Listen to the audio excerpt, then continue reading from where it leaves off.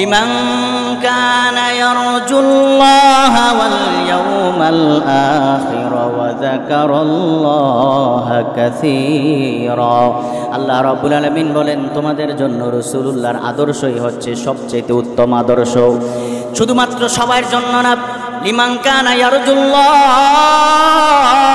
ওই ব্যক্তির জন্য যে আল্লাহকে পেতে চায়, ওয়াল ইয়াউমাল আখিরা, আর আখিরাতে সফলতা পেতে চায়, ওয়া যাকারাল্লাহা কাসীরা, আর যে বেশি বেশি আল্লাহ তাআলার জিকির করে। এই তিন শ্রেণীর মানুষের জন্য আমার নবীর আদর্শ, বিশ্ব নবীর আদর্শ সর্বোত্তম আদর্শ। শুধু এই তিন শ্রেণীর মানুষের জন্য না, পৃথিবীর সকল ধর্মের মানুষের জন্য, পৃথিবীর সকল শ্রেণীর মানুষের জন্য, সকল পেশা সকল বর্ণের মানুষের জন্য, সকল ভূখণ্ডের মানুষের জন্য আল্লাহ নবীর আদর্শই হচ্ছে সর্বোত্তম আদর্শ। এতে কোনো সন্দেহ আছে? কথা বলেন, সন্দেহ আছে? কিন্তু আল্লাহ তাআলা বললেন শুধুমাত্র তিন শ্রেণীর মানুষের জন্য, যারা আল্লাহকে পেতে চায়, আল্লাহর সন্তুষ্টি কামনা করে, যারা আখিরাতে সফল হতে চায়, আর যারা আল্লাহ তাআলার জিকির বেশি বেশি করে। এই তিন শ্রেণীর মানুষের জন্য রাসূলুল্লাহর আদর্শই উত্তম আদর্শ। আল্লাহ রাব্বুল আলামিন এটা বুঝাতে চাইলেন, দুনিয়ার সব মানুষ বিশ্বনবীর আদর্শকে তার আদর্শ বানাবে না, বিশ্বনবীর আদর্শকে তার উত্তম আদর্শ হিসেবে গ্রহণ করবে না, বরং নবীর উম্মত নিজেকে দাবি করবে, নিজেকে মুসলমান দাবি করবে, কিন্তু কিছু কিছু ক্ষেত্রে দেখা যাবে নবীর আদর্শকে সে গ্রহণ করবে না, বরং ওই আব্রাহাম লেনিনের গণতন্ত্রের আদর্শ তার কাছে উত্তম বলে গণনা করা হবে। ঠিক না বে ঠিক? সম্মানিত ভাইরা, আমি আপনাদের সামনে সূরা আলে ইমরান থেকে 164 নং আয়াত তেলাওয়াত করেছি। তিরমিজি শরীফের 2678 নং হাদিস আপনাদের সামনে পাঠ করেছি। আয়াত এবং হাদিসের আলোকে আল্লাহ পাক রব্বুল আলামিন যেন নির্ধারিত সময়ে আমলের নিয়তে ইখলাসের সাথে কিছু কথা বলার শোনার তৌফিক দান করে। সকলে পড়ছি আমিন। আরও একটু আস্তে পড়ছি আমিন। আল্লাহ রাব্বুল আলামিন সূরা আলে ইমরানের 164 নং আয়াতে আল্লাহ তাআলা ইরশাদ করেন, আউযু বিল্লাহি মিনাশ শাইতানির রাজীম, বিসমিল্লাহির রহমানির রহিম, লাকাদ মান্নাল্লাহু আলাল মুমিনিন।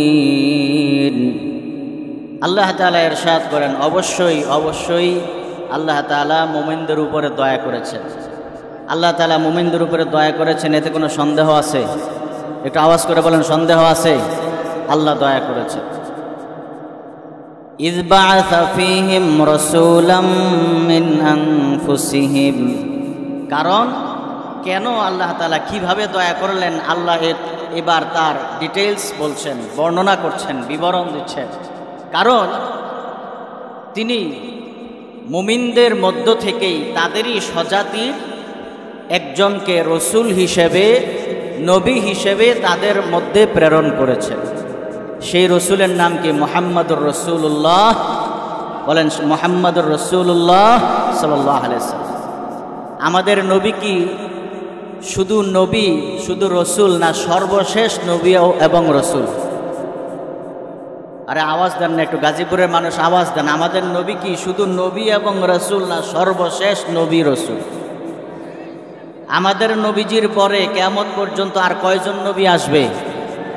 একজনও না, একজনও না। ঠিক তো? যদি কেউ মনে করেন আমাদের নবীর পরে আরেকজন নবী আসবে, লাডি আবার দেখেন তো, এই যে লাডি, এই লাডি পঞ্চগড়ে যাইতে পারবো? জোরে কোন ইনশা। আমাদের দেশে একদল মানুষ আছে, ওরা মনে করে যে গোলাম মাহমুদ কাদিয়ানি সে নবী। আর আস্তে কোন ইমানি শক্তি দিয়ে নবীর প্রতি মোহাব্বত নিয়ে বলেন, আমাদের নবীর পরে আর কোন নবী, যদি কেউ মনে করে আমাদের নবীর পরে আর কোন নবী আসবে, তাহলে লোকটা ইমানদার না বেঈমান? মুসলমান না কাফের? মুমিন না কাফের? কোনো সন্দেহ আছে? যদি কেউ সন্দেহ করে সেও যে কাফের, কোনো সন্দেহ আছে? কথা বলেন, কোনো সন্দেহ আছে? আবার আমাদের দেশে এক ধরনের মানুষ সুশীল সাজে, সুশীল বুদ্ধিজীবী সাজে, মধ্যমপন্থী সাজে, উদারপন্থী সাজে। এরা সংসদে দাঁড়িয়ে লম্বা লম্বা লেকচার দেয়, ধর্ম নিয়ে বিশ্লেষণ করে। ওরা বলে আমরা হুজুররা নাকি কোরআন হাদিসের সঠিক ব্যাখ্যা মানুষের কাছে দেই না, ওরা সঠিক ব্যাখ্যা দেয়। এই সঠিক ব্যাখ্যা দিতে যাইয়া আমাদের দেশের যিনি গত 5ই আগস্টে 2024 সনের 5ই আগস্টে দুপুরের ভাত না খাইয়াই ওনার মামুর বাড়িতে, ওনার দাদার বাড়িতে উনি চলে গেছে, সংসদে দাঁড়িয়ে ফতুয়া দিয়েছিল কাদিয়ানিরা কাফের না মুসলমান এটা জানে একমাত্র আল্লাহ। নাউজুবিল্লাহ বলবেন না? ওই মুরবি চাচা কয় ঠিক। কোনটা ঠিক? হ্যাঁ, উনি ফতুয়া দিয়েছিল কাদিয়ানিরা কাফের না মুসলমান এটা জানে একমাত্র কে? আমরা জানি না, এটা জানে একমাত্র কে? কিন্তু কোরআন হাদিস বিশ্লেষণ করলে বোঝা যায় কাদিয়ানিরা শুধু কাফের নয়, বরং ইতিহাসের সবচেয়ে নিকৃষ্টতম কাফের। কথা বলতে হবে ঠিক কিনা? তাদেরকে যারা কাফের বলবে না তারাও কাফের, কোনো সন্দেহ নাই। আর কেউ যদি বলে যে কাদিয়ানিরা কাফের না মুসলমান সেটা জানে একমাত্র আল্লাহ, আমরা বলবো ওই বেয়াদব মুসলমান না কাফের সেটাও জানে একমাত্র আল্লাহ। কথা বলতে হবে ঠিক না ঠিক? কাদিয়ানিদের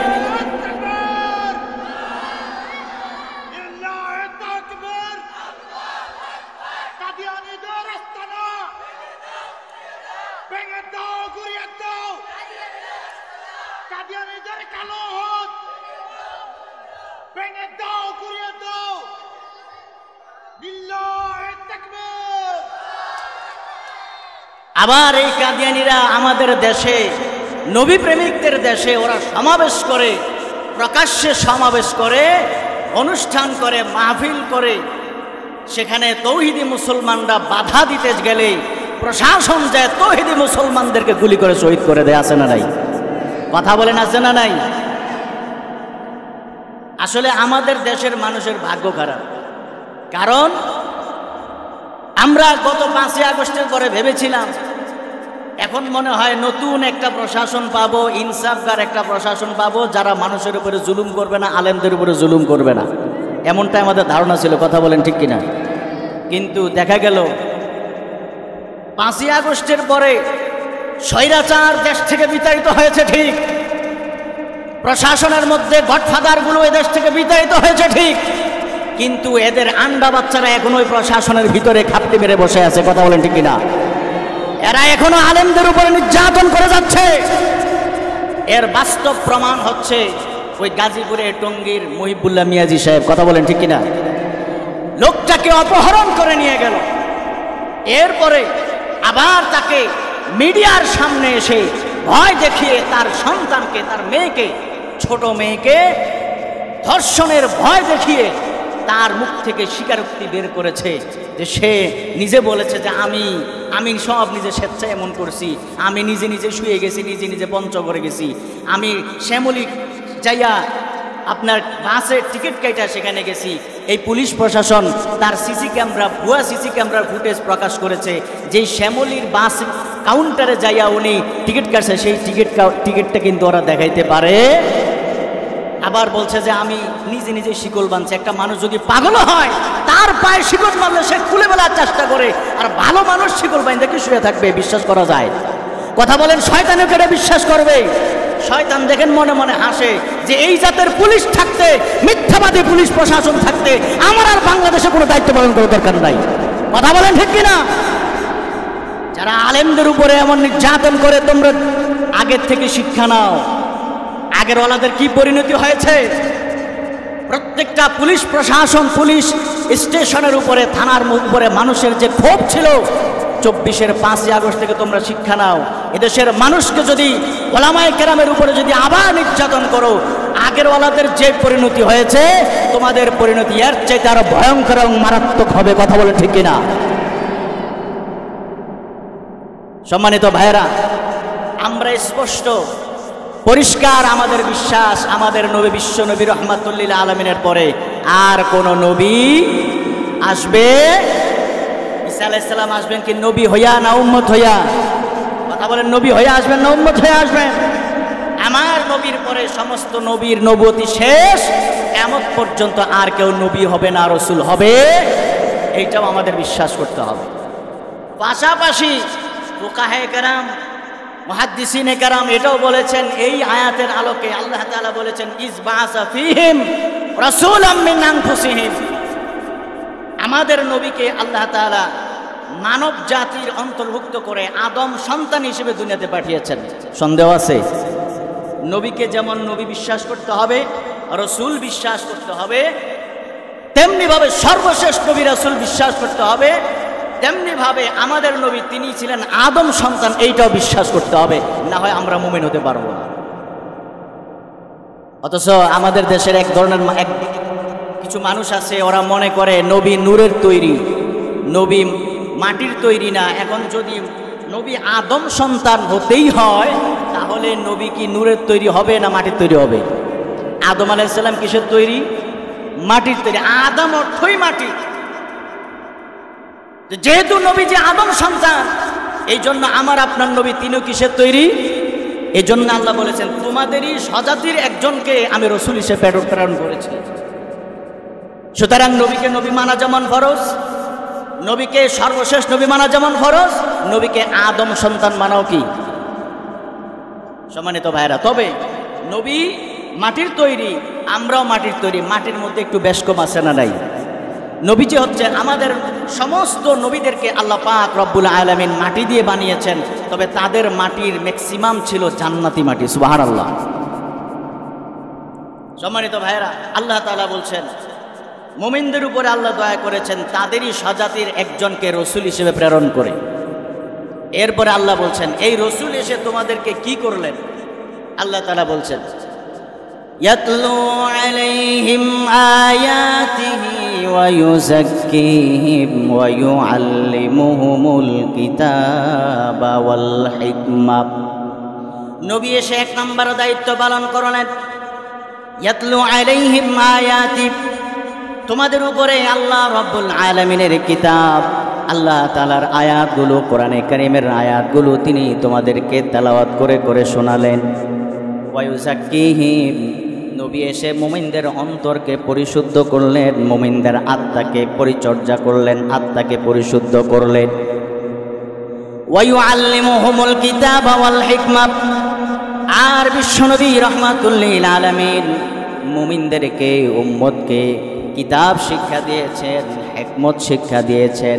কিতাব বলতে আল্লাহ তাআলা বুঝিয়েছেন 30 পারা কালামে হাকিম আল্লাহ তাআলার নবী আমাদেরকে শিখিয়েছেন।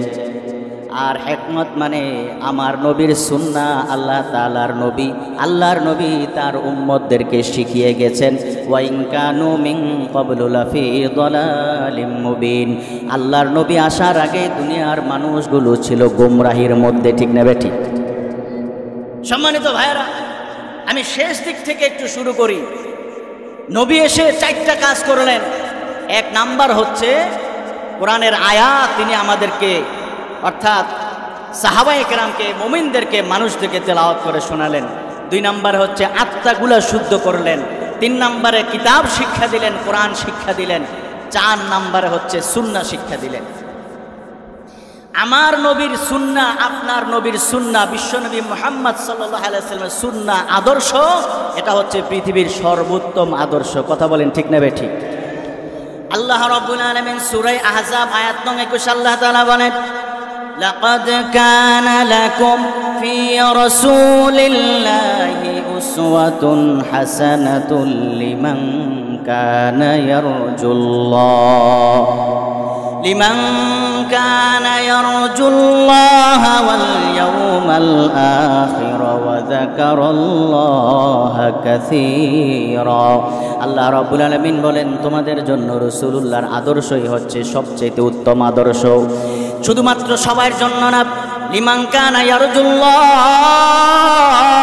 ওই ব্যক্তির জন্য যে আল্লাহকে পেতে চায়, ওয়াল ইয়াউমাল আখিরা, আর আখিরাতে সফলতা পেতে চায়, ওয়া যাকারাল্লাহা কাসীরা, আর যে বেশি বেশি আল্লাহ তাআলার জিকির করে, এই তিন শ্রেণীর মানুষের জন্য আমার নবীর আদর্শ, বিশ্ব নবীর আদর্শ সর্বোত্তম আদর্শ।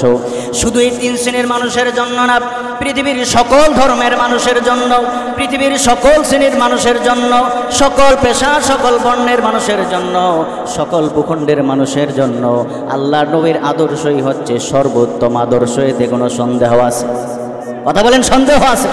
কিন্তু আল্লাহ তাআলা বললেন শুধুমাত্র তিন শ্রেণীর মানুষের জন্য, যারা আল্লাহকে পেতে চায়, আল্লাহর সন্তুষ্টি কামনা করে, যারা আখিরাতে সফল হতে চায়, আর যারা আল্লাহ তাআলার জিকির বেশি বেশি করে, এই তিন শ্রেণীর মানুষের জন্য রাসূলুল্লাহর আদর্শই উত্তম আদর্শ। আল্লাহ রাব্বুল আলামিন এটা বুঝাতে চাইলেন, দুনিয়ার সব মানুষ বিশ্বনবীর আদর্শকে তার আদর্শ বানাবে না, বিশ্বনবীর আদর্শকে তার উত্তম আদর্শ হিসেবে গ্রহণ করবে না, বরং নবীর উম্মত নিজেকে দাবি করবে, নিজেকে মুসলমান দাবি করবে, কিন্তু কিছু কিছু ক্ষেত্রে দেখা যাবে নবীর আদর্শকে সে গ্রহণ করবে না, বরং ওই আব্রাহাম লেনিনের গণতন্ত্রের আদর্শ তার কাছে উত্তম বলে গণনা করা হবে। ঠিক না বেঠিক? এমন মানুষ আছে না নাই? নবীর উম্মত দাবি করবে, নবীর আদর্শ শ্রেষ্ঠ আদর্শ বলবে, ঠিক মুখে বলবে ঠিক, কিন্তু আবার দুর্গা পূজায় যায় বলবে মা দুর্গার শক্তি দিয়া আমরা এদেশ থেকে সমস্ত অশুভ শক্তি তাড়াই দেব। জোরে করে নাউজুবিল্লাহ। আবার কেউ কেউ মাথায় টুপি দিয়া দুর্গা পূজায় যায় বলবে রোজা আর পূজা মুদ্রা রেপিট ওপিট। জোরে করে নাউজুবিল্লাহ। আছে না নাই? এদের কাছে নবীর আদর্শ উত্তম আদর্শ বলে গণ্য, নাকি নবীর আদর্শের বাইরে এরা গণতন্ত্রের আদর্শ, মানব রচিত আদর্শকে এরা উত্তম আদর্শ হিসেবে মনে করে? অথচ আল্লাহ বললেন তোমাদের জন্য সর্বোত্তম আদর্শ হচ্ছে নবীর আদর্শ। কাদের জন্য? যারা আল্লাহকে পেতে চায়, আখিরাতে সফল হতে চায়, নাজাত চায়, আর আল্লাহর জিকির বেশি বেশি করে। যারা নবীর আদর্শকে উত্তম আদর্শ হিসেবে গ্রহণ করতে পারে নাই, বুঝতে হবে এই মানুষগুলো আল্লাহকে চায় না, আখিরাতে সফলতা চায় না। আর এই মানুষগুলো আল্লাহ তাআলার জিকিরও করে, এরা সুযোগ পাইলে আল্লাহর জিকির করে, আবার যখন সুযোগ পায় মন্দিরে যাইয়া ও দুর্গা পূজায় যাইয়া এরা আবার রামেরও জিকির করে, গীতা পর্যন্ত পাঠ করে। হাফেজ আগার ওয়াসলে খাহি সুলহে কুন বাখা সুআব, হাফেজ আগার ওয়াসলে খাহি সুলহে কুন বাখা সুআব, বা মুসলমা আল্লাহ আল্লাহ বাহুনু দারা মোরাব, বা মুসলমা আল্লাহ আল্লাহ বাহুনু দারা মোরাব। এমন কিছু মুনাফিক মুসলমান আছে, এরা দুনিয়ার কিছু স্বার্থ অর্জনের জন্য, কয়েকটা ভোট পাওয়ার জন্য এরা মুসলমানের সাথে যা আল্লাহ আল্লাহ জিকির করে, আর হিন্দুদের সাথে যা রাম রাম জিকির করে। এদের থেকে সাবধান। সম্মানিত ভাইরা, নবীর আদর্শ সর্বোত্তম আদর্শ। আপনি প্রশ্ন করতে পারেন হুজুর, নবীর আদর্শ সেটা ওল্ড মডেলে চলেছে, 1400 বছর আগে সেটা কার্যকর ছিল, এখন আধুনিক সায়েন্সের যুগে নবীর আদর্শ পুরানো আদর্শ চলে। এমন কিছু বুদ্ধিজীবী আমাদের সমাজে, আমাদের দেশে মাঝে মধ্যে টকশোতে এদের আবির্ভাব হয় কি হয় না? আজকে আমি বিজ্ঞান দিয়ে, আধুনিক সায়েন্স দিয়ে আপনাদের সামনে প্রমাণ করব আমার আপনার নবীর আদর্শ, বিশ্ব নবীর আদর্শ এটাই সর্বোত্তম আদর্শ, এটাই একমাত্র সায়েন্টিফিক আদর্শ। কথা বলেন ঠিক কিনা? বরং আপনি যদি দেখেন, প্রমাণ করবেন, আপনি বুঝতে পারবেন যে কোরআন ইটসেলফ সায়েন্স, সুন্নাহ ইটসেলফ সায়েন্স, ইসলাম ইটসেলফ সায়েন্স। ইসলাম এটা নিজেই বিজ্ঞান, কোরআন এটা নিজেই বিজ্ঞান, হাদিস রসুলের সুন্নাহ এটা নিজেই বিজ্ঞান। কথা বলেন ঠিক কিনা? কয়েকটা দৃষ্টান্ত শুনেন। নাম্বার 1, 1 নাম্বার আদর্শ আমার নবীর একটা আদর্শ হচ্ছে নবীজি রাত্রে এশার পরে কথা বলাকে অপছন্দ করতেন, আর এশার নামাজের আগে ঘুমানোকে অপছন্দ করতেন। তিরমিজি শরীফ হাদিস নং 168, বাবু মা জাআ ফি কারাহিয়াতিন নাওমি ক্বাবলাল ইশাই ওয়াস সামারি বা'দাহা। আল্লাহর নবী বিশ্বনবী রাহমাতুল লিল আলামিন এশার নামাজের আগে ঘুমানোকে অপছন্দ করতেন, আর এশার নামাজের পরে গল্প গুজব করা, কথাবার্তা বলাকে অপছন্দ করতেন। আন আবি বারজাতা আল আসলামি রাদিয়াল্লাহু তাআলা আনহু قال কানা রাসূলুল্লাহ সাল্লাল্লাহু আলাইহি ওয়াসাল্লাম ইয়াকরাহুন নাওমা ক্বাবলা আল ইশা ওয়াল হাদিস বাদাহা। আবু বারজা আসলামী রাদিয়াল্লাহু তাআলা আনহু বর্ণনা করেন, আল্লাহর নবী বিশ্বনবী রাহমাতুল লিল আলামিন এশার নামাজের আগে ঘুমানোকে অপছন্দ করতেন, আর এশার নামাজের পরে কথাবার্তা গল্প গুজব করাকে অপছন্দ করতেন। এশার নামাজের আগে নবীজি ঘুমাতেন না, আর এশার নামাজের পরে নবীজি কারোর সাথে কথা বলতেন না, সোজা বিছানায় চলে যেতে। আর আমরা এশার নামাজের পরে দোকানে যায় বসে, মুরব্বীরা দোকানে যায় বসে, ওরা মোবাইল চালাইতে পারে না, ফেসবুক বুঝে না, হোয়াটসঅ্যাপ বুঝে না, ইমো বুঝে না। এই জন্য সব মুরব্বীরা বুড়া মানুষগুলো দোকানে যায় বসে, সেখানে টেলিভিশন চালায়া দেয়, রাত 10টা 12টা পর্যন্ত টেলিভিশন দেখে। আর আমার যুবক ভাইরা এশার নামাজের পরে কেউ নামাজ পড়ে, আবার কেউ নামাজ পড়ে না। রাত্রে খাওয়া দাওয়ার পরে নির্জনে রুমের ভিতরে অথবা কোনো একটা জায়গায় বন্ধু বান্ধব সহ সবাই মোবাইলের ভিতরে ঢুকে রাত 3টা পর্যন্ত মোবাইলের ইবাদত চলে আসে না নাই, মোবাইলের মুনাজাত চলে আসে না নাই, কথা বলেন আসে না নাই। এইভাবে 2 হাত ধরে মোবাইল চালায়। মা বারবার খাওয়ার জন্য ডাকে, কয় খাইতে আয়, আসে না। বারবার খাইতে ডাকে, আসে না। ঘটনা কি? বাবারে বলছে, মারে সন্তানরে বারবার ডাকলাম, খাইতে আসে না, ঘটনা কি? আপনি একটু যাইয়ে দেখেন তো সন্তান আসে না কেন। বাপ যায় দেখে পোলায় মোনাজাত ধরে আছে, পোলায় মোনাজাতের মধ্যে মা বাপের জন্য দোয়া করে। বাপ কয় না থাক, খাওয়ার দেরি হোক, সমস্যা নাই, সে মোনাজাত ধরে আছে, আমাদের জন্য দোয়া করতেছে। মা কয় আরে বাবা, আমার ছেলে এত ভালো হইল, কবে এদের বীরে কামেল হয়ে গেছে, কোন বীরের কাছে জানে মুরিদ হয়েছে, এখন খানা বাদ দিয়ে আমাদের জন্য দোয়া করে। মা ভালো করে জানলা দিয়ে উকি দিয়া দেখে এ তো মুনাজাত ধরে এসে 2 হাত দিয়া তো গেমস খেলতেছে, পাবজি গেমস খেলতেছে, পাবজি গেমস। মা কয় দোয়া করতেছে, মুনাজাত ধরে এসে, ও তো মোবাইলের মুনাজাত দিছে। আছে না নাই? কথা বলেন আছে না নাই? এশার পরে আমরা মোবাইল চালাবো না, টেলিভিশন দেখবো না, কোনো কিছু করবো না। এশার নামাজের পরে রাত্রের খাবার দাবার এশার আগে খাইয়ে নেব, ঠিক আছে? নবীজির সুন্নাহ আদর্শ, রাত্রের খাবার এশার আগে নবীজি খেয়ে ফেলতেন। এশার নামাজ পড়ে সোজা বিছানায় চলে যেতেন।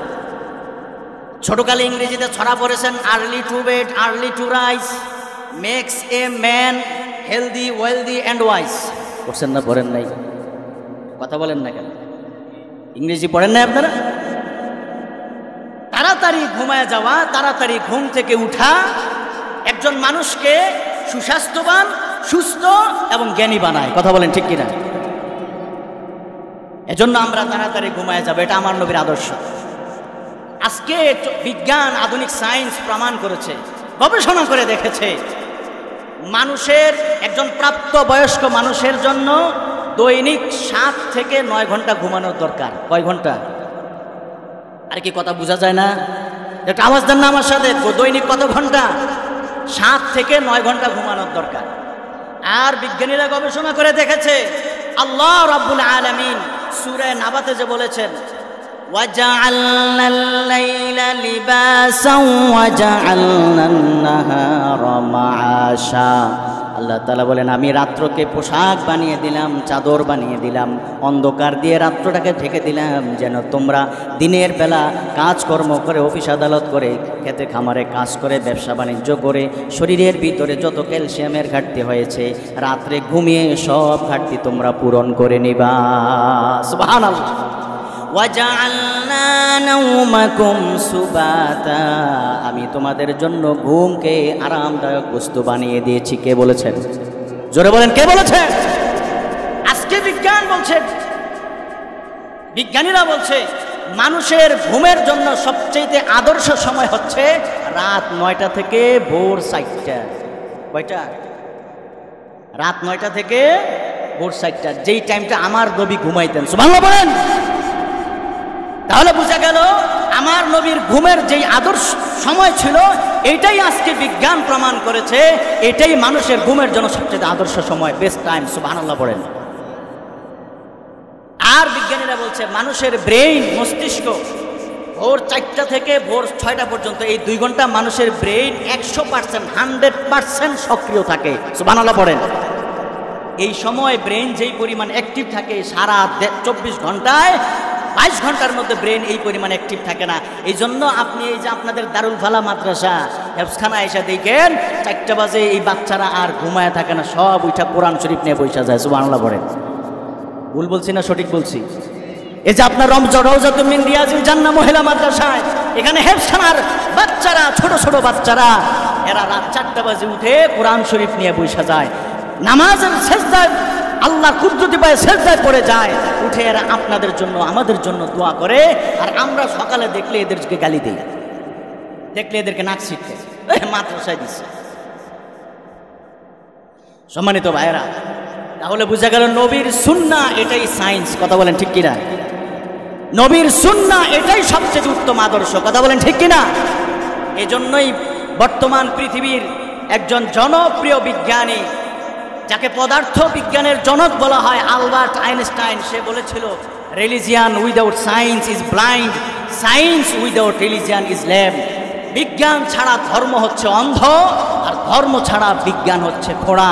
তার মানে সে বুঝাচ্ছে যেই ধর্মের মধ্যে বিজ্ঞান নাই, যেই ধর্ম বৈজ্ঞানিক নয়, সেই ধর্ম মানুষের উপকার করতে পারবে না, সেই ধর্ম মানুষের কাজে আসবে না। আর যেই বিজ্ঞানের মধ্যে ধর্মের ছোঁয়া নাই, সেই বিজ্ঞানও মানুষের উপকার করতে পারে না। আমরা খোঁজ করে গবেষণা করে দেখেছি পৃথিবীতে এমন একটাই ধর্ম আছে যেই ধর্মের সকল তথ্য, সকল থিওরি, সকল বিধান একমাত্র বৈজ্ঞানিক। সেই ধর্মের নাম হচ্ছে ইসলাম। জোরে কোন সুবহানাল্লাহ। সেই ধর্মের নাম কি? একটা দৃষ্টান্ত দিলাম। 2 নম্বর দৃষ্টান্ত, নবীজি সাল্লাল্লাহু আলাইহি ওয়াসাল্লাম কোন কাত হয়ে ঘুমাইতেন? সবাই বলেন, কোন কাত হয়ে ঘুমাইতেন? ডান কাত হয়ে ঘুমাইতেন। নাসাই শরীফ হাদিস নং 2367, বাবু মা জাআ সাওমুন নবী সাল্লাল্লাহু আলাইহি সাল্লাম ওয়া যিকরু ইখতিলাফিন নাকিলিন লিল খবর ফি যালিক। আম্মাজান হাফসা রাদিয়াল্লাহু তাআলা না বর্ণনা করেন, কানা রাসূলুল্লাহ সাল্লাল্লাহু আলাইহি ওয়াসাল্লাম ইযা আখাযা মাসজাহু ওয়া যাআ কাফাহুল ইয়ামনা তাহতা খাদ্দিহিল আইমান। আল্লাহর নবী বিশ্বনবী রাহমাতুল লিল আলামিন যখন রাত্রিবেলা বিছানায় যেতেন, ঘুমাতে যেতেন, তখন নবীজি ডান হাতটাকে নবীজি ডান গালের নিচে দিয়ে শুইতেন। ডান হাত যদি ডান গালের নিচে দিয়ে আপনি শুইতে যান, তাহলে ডাইন কাত হইবে না, বাম কাত হবে। জোরে বলেন, ডাইন কাতে শোয়া হবে না, বাম কাতে শোয়া হবে। যদি সম্ভব হয় তাহলে পশ্চিম দিকে ক্যাবলামুখী হয়ে ডাইন কাত হয়ে শুইব। আর যদি এমন পরিবেশ না থাকে, পরিবেশ করার চেষ্টা করব। আর যতদিন সম্ভব, যতদিন পারি আমরা ডান কাত হয়ে শোয়ার চেষ্টা করব। আজকে বিজ্ঞান বলছে যে সমস্ত মানুষেরা ডান কাত হয়ে শোয়, এদের হার্ট এবং এদের ফুসফুস ভালো থাকে। সুবহানাল্লাহ। যারা ডান কাত হয়ে শয়ন করে, এদের হার্ট এবং এদের ফুসফুস কি থাকে? কারণ মানুষের হার্ট হচ্ছে বাম দিকে, ফুসফুস হচ্ছে ডান দিকে। তো যখন ডান কাত হয়ে শোয় তখন হার্ট ফ্রি থাকে, আর বাম কাত হয়ে শুইলে হার্টের মধ্যে চাপ পড়ে। হার্ট তার শরীরের পুরো শরীরের মধ্যে রক্ত সাপ্লাই দিতে পারে না। এজন্য ডান কাত হয়ে শুইলে হার্টের মধ্যে কোনো চাপ থাকে না, হার্ট ফ্রি থাকে। সুবহানাল্লাহ পড়েন। আর ভারতের একজন চিকিৎসক, বড় চিকিৎসক, সে তার হাসপাতালে গবেষণা করে দেখেছে যে সমস্ত রুগীরা ডান কাত হয়ে শোয়, ওই সমস্ত রুগীরা তাড়াতাড়ি সুস্থ হয়। সুবহানাল্লাহ। কালকে বাড়ির যে কয়ে 3 নম্বর উপকার আজকের বিজ্ঞান প্রমাণ করছে। বিবিসির একটা ডকুমেন্টারি প্রকাশ করেছে কয়েক বছর আগে। যারা উপর হয়ে শোয় তাদের চাইতে যারা চিত হয়ে শোয় তাদের ঘুমের মান ভালো, মানে তাদের ঘুম ভালো হয়। আবার যারা চিত হয়ে শোয় তাদের চাইতে যারা কাত হয়ে শোয় এদের ঘুম ভালো হয়। কাত হয়ে যারা শোয় এদের মধ্যে কেউ ডাইন কাত হয়ে শোয়, কেউ বাম কাত হয়ে শোয়। তারা গবেষণা করে দেখেছে, অক্সফোর্ড বিশ্ববিদ্যালয়ের গবেষকরা গবেষণা করে দেখেছে, যারা ডাইন কাত হয়ে শোয় এরা বাম কাত হয়ে শোয়া লোকদের চাইতে এদের ঘুমের মান ভালো হয়। সুবহানাল্লাহ পড়ে। তাহলে বোঝা গেল আমার নবীর সুন্নাহ এটাই সায়েন্স, এটাই সর্বোত্তম আদর্শ। কথা বলেন ঠিক কিনা? 2 নম্বর দৃষ্টান্ত গেল। এবার আসেন 3 নম্বর দৃষ্টান্ত। আমার আপনার নবী বিশ্বনবী রাহমাতুল লিল আলামিনের একটা সুন্নাত হচ্ছে মেসওয়াক করা। বলেন কি করা? নাসাই শরীফ হাদিস নং 5, عن عائشة رضي الله تعالى عنها قالت قال رسول الله صلى الله عليه وسلم السواك مطهرة للفم ومرضاة للرب আম্মা জান আয়েশা বলেন আল্লাহর নবী বিশ্ব নবী ইরশাদ করেছেন মেসওয়াক এটা দ্বারা তোমাদের মুখ পবিত্রতা হবে, মুখ পবিত্রতা অর্জনের মাধ্যম। আর আমার মেসওয়াক করলে আমার আল্লাহ তোমার উপরে সন্তুষ্ট হয়ে যাবে। সুবহানাল্লাহ। আজকে বিশ্ব স্বাস্থ্য সংস্থা, যেটাকে বলা হয় ওয়ার্ল্ড হেলথ অর্গানাইজেশন, সংক্ষেপে বলা হয় হু, এই বিশ্ব স্বাস্থ্য সংস্থা তারা 1986 সনে স্বীকৃতি দিয়েছে যে মানুষের দাঁত পরিষ্কার করার মেসওয়াক এটা অন্যতম মাধ্যম। জোরে কোন সুবহানাল্লাহ। তোমরা স্বীকৃতি দিয়েছো 1986 সনে, আমরা 1400 বছর পরে তোমরা স্বীকৃতি দিয়েছো, তোমাদের স্বীকৃতির আমাদের দরকার নাই, আমরা 1400 বছর যাবত আমল করে যাচ্ছে। কথা বলেন ঠিক কিনা? তোমাদের স্বীকৃতি আমাদের কিছু আসে যায় না। পৃথিবীর একদল ডাক্তার তারা সুদানের 204 জন মানুষের উপরে গবেষণা করেছে। এই 204 জন মানুষের কেউ মেসওয়াক ব্যবহার করত, কেউ টুথব্রাশ ব্যবহার করত। তারা গবেষণা করে একটা প্রতিবেদন পেশ করেছে। প্রতিবেদনটা ছিল এরকম: the periodontal status of miswak users is better than toothbrush users. যারা টুথব্রাশ ব্যবহার করে তাদের চাইতে যারা মেসওয়াক ব্যবহার করে তাদের দাঁতের কন্ডিশন ভালো। সুবহানাল্লাহ বলবেন না? তাদের দাঁতের কন্ডিশন কি ভালো। এরপরে তারা বলেছে the frequent use of the miswak was associated with a lower need for treatment. যারা মেসওয়াক বেশি বেশি করে এদের দাঁতের চিকিৎসা করা লাগে না। সুবহানাল্লাহ বলবেন না? তাহলে নবীর আদর্শ মানতে আমরা রাজি আছি না নাই? কথা বলেন, রাজি আছি না নাই? 3টা দৃষ্টান্ত আপনাদের সামনে পেশ করলাম। এই 3টা দৃষ্টান্ত থেকে কি প্রতীয়মান হয়, কি বোঝা যায়? নবীর আদর্শ এই যুগে চলে না। হ্যাঁ, শুধু এই যুগে না, ওই যুগে, এই যুগে এবং যত যুগ সামনে আসবে সকল যুগে কিয়ামত পর্যন্ত একমাত্র আদর্শ হিসেবে উত্তম আদর্শ বিবেচিত হবে আমার নবীর আদর্শ। কথা বলেন ঠিক কিনা? এটাই হচ্ছে হিকমা। নবী আমাদেরকে যত আদর্শ শিখিয়ে গেছেন, যত সুন্নাহ শিখিয়ে গেছেন, এগুলো হচ্ছে হিকমা। আমরা নবীর সুন্নাহ অনুযায়ী চলতে রাজি আছি না নাই? কি লাভ হবে? আল্লাহর নবী ইরশাদ করেন, তিরমিজি শরীফ হাদিস নং 2678, عن انس رضي الله تعالى عنه قال قال رسول الله صلى الله عليه وسلم يا بني إن قدرت على أن تصبح وتمسي وليس في قلبك غش لأحد فافعل وذلك من سنتي। আল্লাহর নবী বিশ্ব নবী হযরত আনাস রাদিয়াল্লাহু তাআলা আনহুকে বলেন, আনাস রে, হে আমার আদরের সন্তান। আনাস ছিলেন হযরতে আল্লাহর নবী বিশ্ব নবী রহমাতুল্লিল আলামিনের খাদেম, 10 বছরের খাদেম। আল্লাহর নবী তাকে আদর করে সন্তান বলে ডাক দিলেন। নবীজি বললেন, আনাস রে, আমার প্রিয় সন্তান, যদি তোমার পক্ষে যদি সম্ভব হয় তাহলে তুমি সকাল করবা এমন অবস্থায়, সন্ধ্যা করবা এমন অবস্থায় তোমার অন্তরের ভিতরে যেন কারো প্রতি কোনো হিংসা না থাকে। যদি এমনটা তোমার পক্ষে সম্ভব হয় ফাফাল, তাহলে তুমি এমনটা করো। ওয়াযালিকা মিন সুন্নতি, এটা হচ্ছে আমি নবীর সুন্নাত। ওয়া মান আহইয়া সুন্নতি ফাকাদ আহাব্বানি, নবীজি বলেন যে আমার সুন্নতকে জিন্দা করলো, আমার সুন্নত অনুযায়ী চললো, সে যেন আমি নবীকে ভালোবাসলো। আর যে আমি নবীকে ভালোবাসলো, ওমান আহাব্বানি কানা মাই ফিল জান্নাহ, আর যে আমি নবীকে প্রকৃতপক্ষে ভালোবাসলো সে যেন আমি নবীর সাথেই জান্নাতে থাকবে।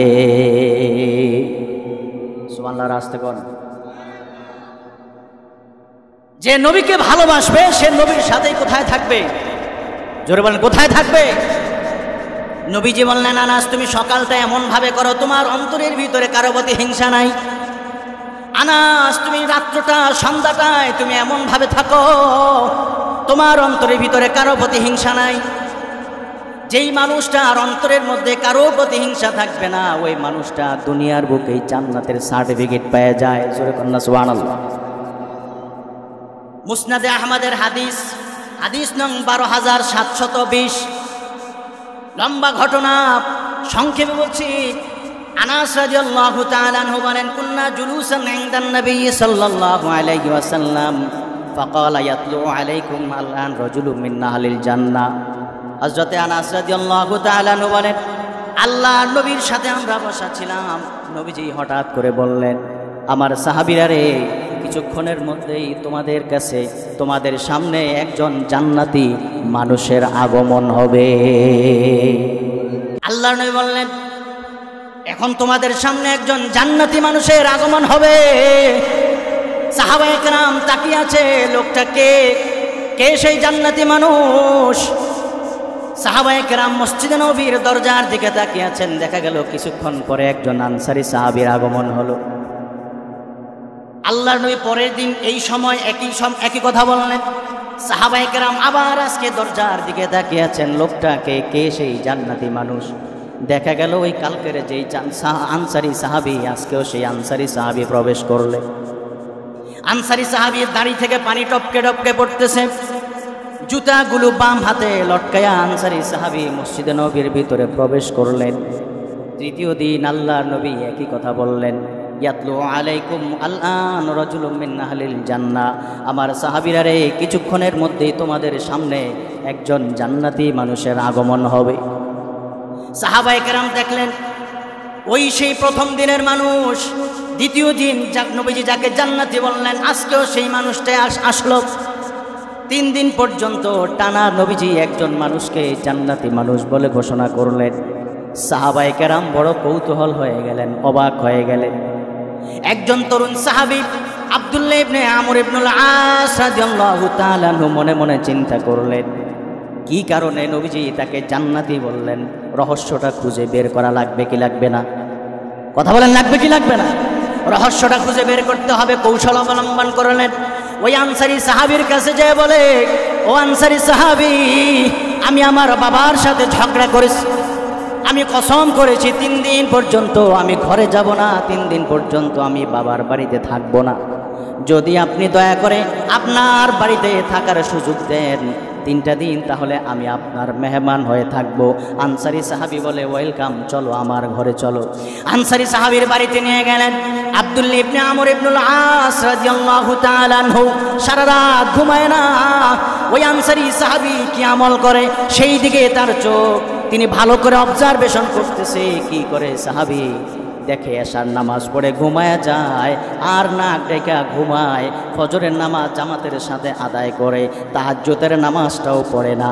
ওই আনসারী সাহাবী সারা রাত কোরআন তেলাওয়াত করে এরকম নয়, সারা রাত তাসবিহ পড়ে জিকির করে, সারা রাত নামাজ পড়ে এরকম নয়, তাহাজ্জুদের নামাজটাও পড়ে নাই, বরং এশার নামাজ পড়ে ঘুমিয়ে গেছে। আর ফজরের নামাজটা আয়সা আবার মসজিদে নববীর মধ্যে পড়ছে। এই আমল ছাড়া আর কোনো আমল দেখে না। তবে রাত্রিবেলা যখন ঘুমের মধ্যে পার্শ্ব পরিবর্তন করে, তখন আল্লাহর জিকির করে, তখন তাকবীর বলে, এছাড়া আর অন্য কোনো আমল দেখে না। 3 দিন পরে এবার মনটা খারাপ হয়ে গেল। চিন্তা করলেন, আল্লাহর নবী কোন আমলের কারণে এই আনসারী সাহাবীকে 3 দিন পর্যন্ত টানা প্রতিদিন আল্লাহ নবী তাকে জান্নাতি বলে ঘোষণা করলেন? আমি তো খুঁজে পেলাম না, আমি তো মিলাইতে পারলাম না। মনটা খারাপ করে চলে যায়। যাওয়ার সময় আনসারী সাহাবীকে বলে, আসলে আমার বাবার সাথে আমার কোনো ঝগড়া হয় নাই, আমি কোনো বাবার সাথে কসম করি নাই, 3 দিন পর্যন্ত তার ঘরে থাকবো না এমন কোনো কসমও করি নাই। তবে আমি কৌশল অবলম্বন করে আপনার বাড়িতে 3টা দিন ছিলাম, শুধুমাত্র আপনার রাত্রিতে গোপন আমলটা দেখার জন্য। কারণ আল্লাহর নবী বিশ্বনবী রহমাতুল্লিল আলামিন 3 দিন পর্যন্ত আমাদেরকে সাহাবায়ে কেরামের মজলিসে বসে বলেছেন, এখন জান্নাতি মানুষের আগমন হবে। 3 দিন নবীজি টানা এই কথা বলেছেন। আমরা দেখেছি 3 দিন ওই কথা বলার পরে আপনি একা এসেছেন, আর কাউকে দেখি নাই। এই জন্য আমার মনে কৌতূহল জাগলো, কি এমন আমল করেন সেটা বের করতে হবে, তাহলে আমিও সেই আমলটা করব। আনসারী সাহাবী ডেকে বলে, ওই আব্দুল্লাহ ইবনে আমর ইবনুল আস রাদিয়াল্লাহু তাআলা আনহু বলেন, আমি তো রাত্রে তেমন কোনো আমল আপনার দেখতে পাই নাই, তবে শুধুমাত্র এতটুকু দেখেছি, রাত্রি যখন আপনি ঘুমের মধ্যে পার্শ্ব পরিবর্তন করেন, তখন আপনি আল্লাহর নামের জিকির করেন, আপনি তখন তাকবীর বলেন। আনসারী সাহাবী বলে, এইটাই, আর কোনো আমল নাই। আসলে নিজের আমলটা গোপন করতে চাইলেন আব্দুল্লাহ ইবনে আমর ইবনুল আস রাদিয়াল্লাহু তাআলা আনহু মন খারাপ করে চলে যাচ্ছেন। কিছু দূর যাওয়ার পরে আনসারী সাহাবী আবার ডাক দিয়ে বলে, আব্দুল্লাহ কাছে আসো। আসার পরে এবার আনসারী সাহাবী আব্দুল্লাহ ইবনে আমর ইবনুল আস রাদিয়াল্লাহু তাআলা আনহুকে বলে, ও আব্দুল্লাহ ইবনে আমর ইবনুল আস, আমি আসলে তেমন কোনো আমল করি না, তবে আমি আমার অন্তরের ভিতরে লা আজিদু ফি নাফসি রিশুন লি আহাদিম মিনাল মুসলিমিন, আমার অন্তরের ভিতরে কোনো মুসলমানের ব্যাপারে কোনো হিংসা নাই। সুবহানাল্লাহ। কোনো মুসলমানের ব্যাপারে আমার অন্তরে কোনো হিংসা। আব্দুল্লাহ ইবনে আমর ইবনুল আস রাদিয়াল্লাহু তাআলা আনহু বলে, হ্যাঁ হ্যাঁ, এই আমলের কারণে আল্লাহর নবী বিশ্বনবী রাহমাতুল লিল আলামিন 3 দিন পর্যন্ত আপনাকে জান্নাতি বলে ঘোষণা দিয়েছে। সুবহানাল্লাহ। हर के बाशाद अहल ईमा ए अजीज पाके दारद चार चीज अज चार चीज अज हसद अव्वल तो दिल रा पाके दार खेशे तन रा बाद जामो मिन शुमार पाके दार अज किज़्ब अज गीबत ज़बान ताके ईमान नतनयफ्तद दरजिया। তাহলে বোঝা গেল নবীর সুন্নত অনুযায়ী জীবন চালাতে হবে, আর কোন মুসলমানের প্রতি হিংসা রাখা যাবে। আল্লাহ রাব্বুল আলামিন আমাদেরকে আমল করার তৌফিক দান করেন, বলেন আমিন। আপনাদের এলাকায় এই যে মাদ্রাসাটা হয়েছে রওজাতুম মিন রিয়াজিল জান্নাহ, এটা কোনো আপনাদের হিংসা আছে, সন্দেহ, কষ্ট আছে না? মুসলমানদের প্রতিটা ঘর মাদ্রাসা হওয়া দরকার, কথা বলেন ঠিক কিনা? মাদ্রাসা বেশি হইলে ভালো না কম হইলে ভালো? মানুষ কয় যে মোড়ে মোড়ে বাসায় বাসায় মাদ্রাসা, গঞ্জে গঞ্জে মাদ্রাসা, পাড়ায় পাড়ায় মহল্লায় মহল্লায় মাদ্রাসা, এতে কিছু মানুষের অ্যালার্জি আছে না নাই? অথচ শহরের গলিতে গলিতে হাসপাতাল, গলিতে গলিতে কিন্ডারগার্টেন স্কুল, গলিতে গলিতে সিনেমা হল, এটা নিয়ে কারো অ্যালার্জি নাই, কিন্তু একটা মাদ্রাসা বেশি হইলে তখন তাদের কষ্ট লাগে। বুঝতে হবে এরা আসলে প্রকৃত মুসলমান হইতে পারে।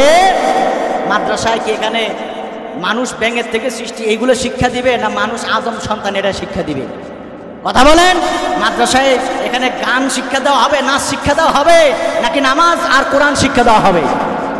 সুতরাং এই রওজাতুম মিন রিয়াজিল জান্নাহ মহিলা মাদ্রাসায় আপনারা আপনাদের মেয়েদেরকে দিতে রাজি আছেন? কথা বলেন, রাজি আছেন? আর এই যে পাশে দারুল ফালাহ মাদ্রাসা, এখানে আপনাদের ছেলেদেরকে দিতে রাজি আছেন? কে কে রাজি আছেন একটু হাত তুলে দেখান। এই কে কে হাত তুলে না একটু দেখেন তো, ডাইনে বামে দেখেন। উনি মাদ্রাসায় দিবেন, স্কুলে দিবে, দিয়েন স্কুলে। এই স্কুলে এখন এই যে গানের শিক্ষক নিয়োগ দিছে, এখানে এখন আপনার সন্তানকে ফাইটটা যায় শেখানো হবে, ফাইটটা যায়। আর দেখুন সন্তান শুধু ফাটাইতে আছে, ছেলে আর মেয়ে শুধু ফাটাবে, এখন আর কোনো কাম নাই। এখন ওরা ধর্মীয় শিক্ষক নিয়োগ দেওয়ার খবর নাই, ওরা গানের শিক্ষক নিয়োগ দিয়েছে। ওরা আমাদের দেশের সন্তানগুলোকে নাস্তিক বানানোর ষড়যন্ত্র নিয়ে মাঠে নেমেছে, কথা বলেন ঠিক কিনা? আমরা পরিষ্কার ভাষায় এই তত্ত্বাবধায়ক সরকারকে বলে দিয়েছি, এদেশের মুসলমানরা তাদের সন্তানদেরকে স্কুলে গান শেখানোর জন্য পাঠায় নাই, বরং স্কুলে পাঠিয়েছে এরা দেশের নাগরিক হবে, সুনাগরিক হবে। এখানে ইংরেজি শিখবে, বাংলা শিখবে, অঙ্ক শিখবে, গান শেখার প্রয়োজন নাই। গান শেখার জন্য ওদের মোবাইলে যথেষ্ট, কথা বলেন ঠিক কিনা? ধর্মীয় যে শিক্ষা ছিল, ধর্মীয় যেই শিক্ষাটা আগে এই স্কুল কলেজগুলোতে ছিল, সেই শিক্ষক আগে নিয়োগ দেন, ধর্মীয় শিক্ষার ব্যবস্থা করেন। আর না হয় স্কুলগুলো যেভাবে ছাত্র শূন্য হওয়া পুরে শুরু হয়েছে, আগামী দিনে, আগামী আরো 10 বছর পরে, 15-20 বছর পরে এদেশের মানুষ তাদের সন্তানদেরকে স্কুলে তো দিবে না, স্কুলের দিকে ফিরেও তাকাবে না, কথা বলেন ঠিক কিনা? এবার মাদ্রাসার দিকে মানুষের মন ঘুরে গেছে। দেখবেন আলহামদুলিল্লাহ মাদ্রাসায় ছাত্রের অভাব নাই, মহিলা মাদ্রাসার ছাত্রীর অভাব, কারণ এখানে দ্বীনি শিক্ষার পাশাপাশি জেনারেল শিক্ষা দেওয়া হচ্ছে, কথা বলেন ঠিক কিনা? এখানে বাংলা, অঙ্ক, ইংরেজি সব কিছু এখন শিক্ষা দেওয়া হচ্ছে। আর স্কুলে যে এখন বাংলা, অঙ্ক, ইংরেজি তাও কোনো রকম লটর পটর শিখাবে, আর এখন গান শিখাবে আর নাচ শিখাবে। শিক্ষক ছাত্রী নিয়ে বনভোজনে যায়, শিক্ষক ছাত্রী নিয়ে নাচে, আর শিক্ষিকা ছাত্র নিয়ে নাচে, আর ছাত্র ছাত্রী তো একসাথে আসেই। কথা বলেন ঠিক কিনা? আমাদের সন্তানদেরকে আমরা আর এই জাহান্নামে দিতে রাজি? এখন থেকে আমাদের সন্তানদেরকে আমরা কোথায় দিব? ছেলেদেরকে দারুল ফালায় আর মেয়েদেরকে রওজাতুল মিন রিয়াজিল জান্নাহ। এই আহ্বান রেখে আজকের মতো আলোচনা শেষ করলাম। ওয়া আখিরু দাওয়ানা আলহামদুলিল্লাহি রাব্বিল আলামিন। আসসালামু আলাইকুম ওয়া রাহমাতুল্লাহি ওয়া বারাকাতুহু।